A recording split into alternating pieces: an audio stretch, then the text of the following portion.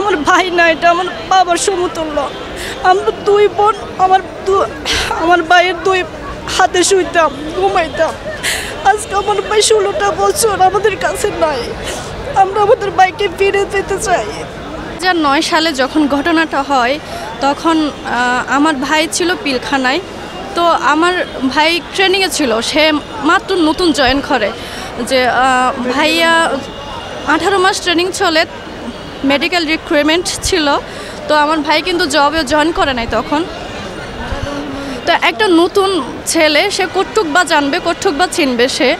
তো আমার ভাই কিন্তু বেকসুর খালাসপ্রাপ্ত আসামি। 2013 সালে আমার ভাইয়ের খালাস হয়। তো বিস্ফোরক মামলায় আমার ভাই এখনও পর্যন্ত আটকে আছে এবং 16 বছর ধরে আমার ভাই বিনা বিচারে জেল খাটতেছে। তো আমার ভাই হচ্ছে সবার বড়, তো একমাত্র 5 জন ক্ষম। তো আমরা ছোট ভাই বোনের যেন সে পড়াশোনার খরচ নিতে পারে আর আমার বাবার যেন ভার কমাইতে পারে, যার কারণে আমার ভাই জবে যায়, চাকরি নেয়। কিন্তু আমার ভাইয়ের সাথে অনাকাঙ্ক্ষিত একটা ঘটনা ঘটে যায়, যেটা ট্রেনিং অবস্থায়। তো আমার ভাই হচ্ছে শুধুমাত্র আমাদের ফ্যামিলির উপার্জনক্ষম একমাত্র ব্যক্তি। তাহলে বুঝতেই পারতেছেন আমাদের ফ্যামিলির অবস্থা। আমার বাবা মা দুইজনে অসুস্থ।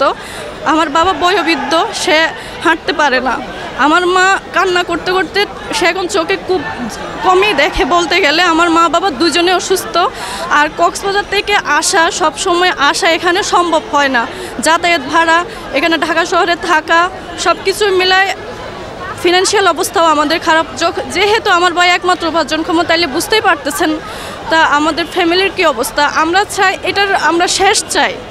আমার ভাই খালাসপ্রাপ্ত আসামি, আমরা চাই যে আমাদের ভাই বাবাদের মুক্তি দেওয়া হোক। আপনার ভাই যে জেলে যাওয়ার পরে আপনাদের পরিবারের কি অবস্থা? যে আপনারা বললেন যে আপনারা ছোট ভাই বোন ছিলেন, তো তাদের পড়াশোনা বা কি অবস্থার মধ্যে পড়েছেন? আমার ভাই সেই একমাত্র ইনকাম করতো। তো আমার ভাই যখন জেলখানায় পড়ে যায়, জেলে যখন সে বন্দি হয়ে যায়, তাইলে তার ইনকাম সোর্স বন্ধ হয়ে যায়, যার কারণে আমাদের অনেক ভাই বোনদের পড়াশোনা ওইখানে শেষ হয়ে যায়। আমরা পড়াশোনা করতে পারি নাই, কারণ আমার বাবা অসুস্থ। একজন বৃদ্ধ মানুষ কটুক বা সংসার চালাইতে পারবে? আমরা 6 ভাই বোন। তাইলে বুঝতে পারতেছেন আমার বাবার পক্ষে খুব বেশি এটা কষ্ট হয়ে যায়। তো যার কারণে আমার অনেক ভাই বোনদের আমাদের পড়াশোনা অফ হয়ে যায় এবং আমাদের ফ্যামিলির খুব দুরবস্থা। আমার মা বাবা অসুস্থ, তাদেরকে ভালো ট্রিটমেন্ট দিতে পারতেছি না আমরা। এবং আমার বাবা যে এখানে আসবে, এখানে মানববন্ধন করবে, ছেলের জন্য কিছু করবে, সে অবস্থায়ও নেই, কারণ আমার বাবা অসুস্থ। ছেলের জন্য আমার মা তাকায় থাকতে থাকতে আমার মার খুব অনেক রোগে আক্রান্ত হয়ে গেছে সে, এবং সে সামনাসামনি অনেক মানুষ খেয়াল করতে পারে না। আমার মা সারা জীবন 16 বছর কান্না করতে করতে আমার মার খুব খারাপ অবস্থা। আমার মা হার্টের সমস্যা ধরা পড়ে, সে বারে বারে সেন্সলেস হয়।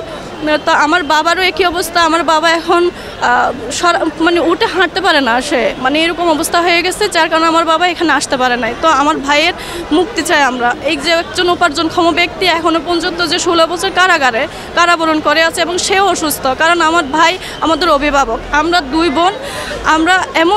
আমাদের ভাইটা এমন ছিল, আমরা মা বাবার আদর যত্নে আমরা বেড়ে উঠছি। আমরা 2 বোন।